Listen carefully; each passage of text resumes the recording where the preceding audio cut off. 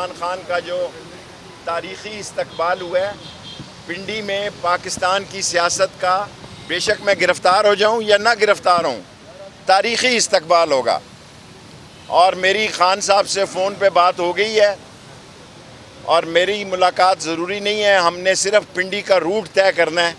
وہ بدھ کو میں بتا دوں گا کہ ہم نے روات میں استقبال کرنا ہے کہ کہاں استقبال کرنا اور ہمارا روٹ کیا ہوگا۔ اور اگر میں نہ ہوا تو راشد شفیق ہوں گے، راشد شفیق نہ ہوا تو پی ٹی آئی کا ایک ورکر جو ہے وہ پہرا دے گا عمران خان کے ساتھ، کیونکہ یہ قومی غیرت کا سوال ہے۔ جو نسلی اور اصلی ہوتا ہے وہ مقابلے کے وقت، امتحان کے وقت ساتھ کھڑا ہوتا ہے۔ اور میں اگر مارا گیا، میرے ساتھ اگر کوئی مسئلہ ہوا، میری اداروں سے کوئی لڑائی نہیں ہے جی۔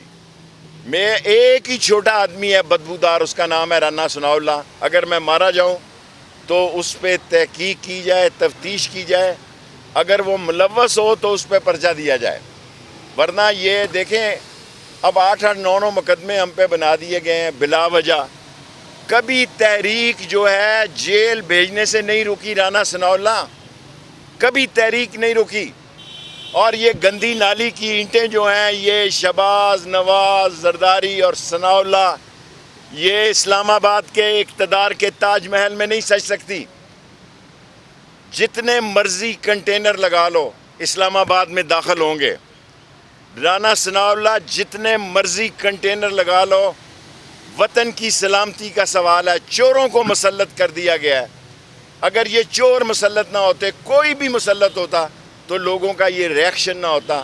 آج وطن کے لیے کفن بھی پہنا پڑا تو کفن پہن لیں گے، لیکن رانا ثناء اللہ چھوٹا آدمی جو ہے بڑے گھر میں آ گیا ہے۔ ایک چھوٹا آدمی بڑے گھر اسلام آباد میں 27 کلومیٹر میں آ گیا ہے، ڈرونز کی بات کر رہا ہے، 12 بور کی گنوں کی بات کر رہا ہے۔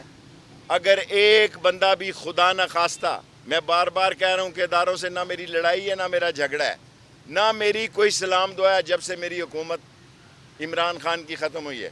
اگر ایک بھی لاش گری تو ان میں سے کوئی اسلام آباد سے نہیں بھاگ سکے گا۔